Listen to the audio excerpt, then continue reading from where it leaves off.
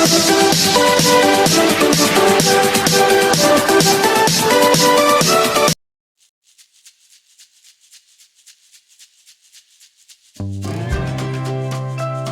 warahmatullahi wabarakatuh. Selamat pagi dan salam sejahtera untuk kita semua. Bagaimana kabar kalian anak-anakku yang luar biasa?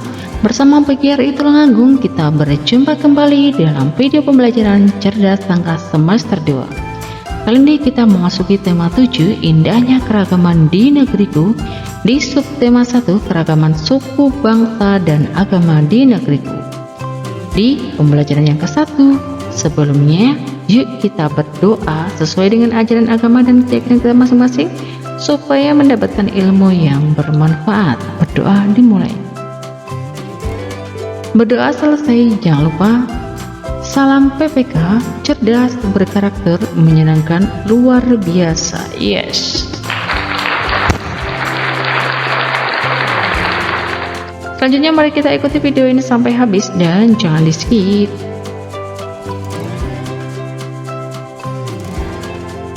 Muatan bahasa Indonesia, keragaman suku bangsa di Indonesia.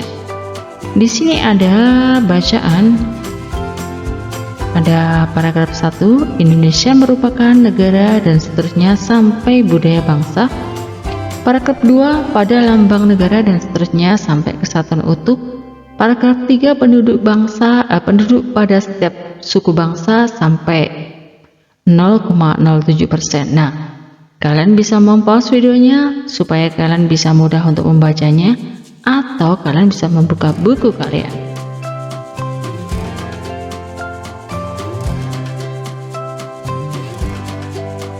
Setelah kalian membaca bacaan tadi, ayo diskusikan dengan teman sebangkummu informasi baru apa yang kamu peroleh pada teks tersebut yang berjudul Keragaman Suku Bangsa di Indonesia.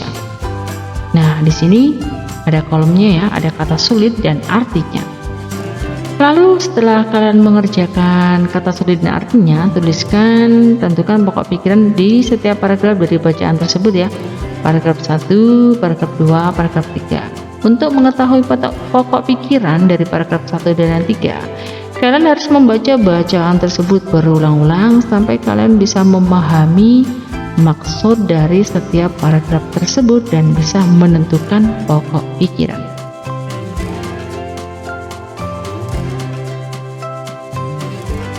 Cara menentukan pokok pikiran dalam paragraf. Nah, di sini membaca dengan cermat seluruh kalimat dalam paragraf. Menandai kalimat awal, kalimat akhir, atau kalimat awal dan kalimat akhir paragraf. Menandai pilihan pokok yang terdapat di awal, di akhir, atau di awal dan di akhir paragraf. Nah, itu tadi cara menentukan pokok pikiran paragraf. Ayo berlatih. Pokok pikiran yang terdapat pada paragraf pertama adalah dari bacaan tadi ya. Indonesia negara yang memiliki banyak suku bangsa. Nomor 2, suku Jawa adalah suku terbesar dengan proporsi 41%. Sinonim dari kata yang bergaris bawah ini, proporsi. Proporsi adalah bagian. Titik-titik jumlah suku bangsa di Indonesia berdasarkan hasil sensus penduduk di tahun 2010. Kata tanya yang yang tepat adalah berapa? Nomor 4, suku Sasak adalah salah satu suku bangsa Indonesia yang tinggal di Pulau Lombok. Penulisan yang benar dari kata bergaris bawah, yakni di pulau ya. Di spasi pulau P-nya besar.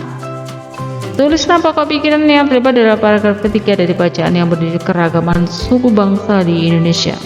Jumlah penduduk pada setiap suku bangsa berbeda jumlahnya.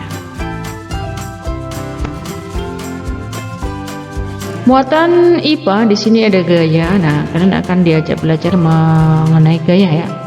Gaya dalam sains berarti suatu tarikan atau dorongan yang menyebabkan benda bergerak atau berpindah tempat. Nah, jadi gaya tidak dapat dilihat, tetapi akibatnya dari gaya pada suatu benda dapat kita lihat dan kita rasakan. Dalam kehidupan sehari-hari kita sering melakukan gaya, contohnya gaya yang berupa tarikan dan gerakan membuka pintu kulkas ya, menarik benang di layang-layang dan menarik tali bendera.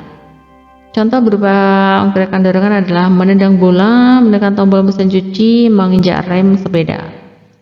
Nah, makin besar gaya dilakukan, makin besar pula tenaga yang diperlukan.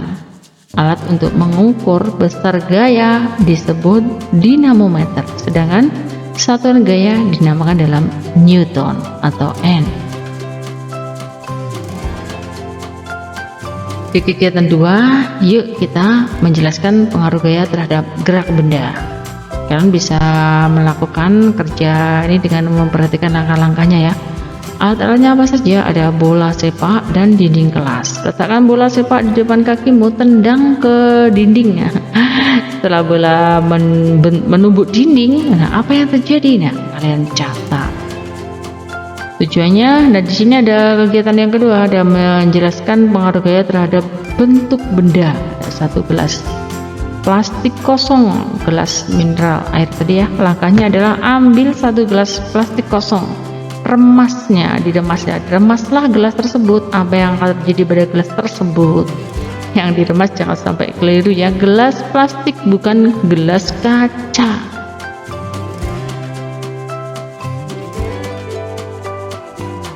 Nah, di sini ada gambar kegiatan. Nah, apa yang menyebabkan gerobak bakso bergerak? Apa yang menyebabkan buah kelapa jatuh ke tanah? Apa yang menyebabkan sepeda dapat bergerak? Nah, ini bisa kalian isikan di situ.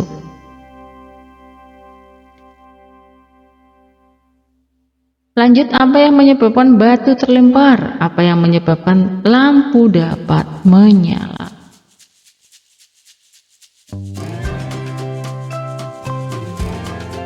Selanjutnya di sini ada kegiatan ayo berlatih.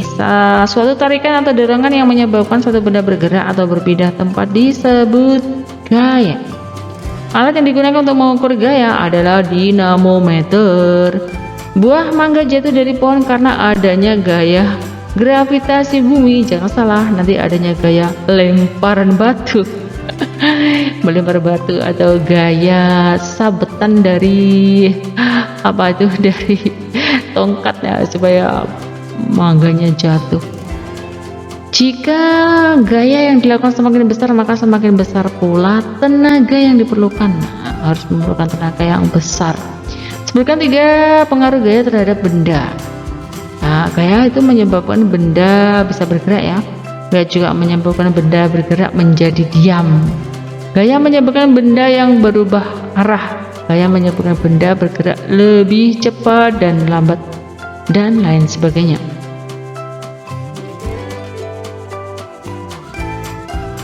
Demikian tadi pembahasan materi yang bisa Ibu sampaikan. Mohon maaf jika ada kesalahan dan kekurangan. Sampai jumpa di video pembelajaran berikutnya. Ibu akhiri, wassalamualaikum warahmatullahi wabarakatuh.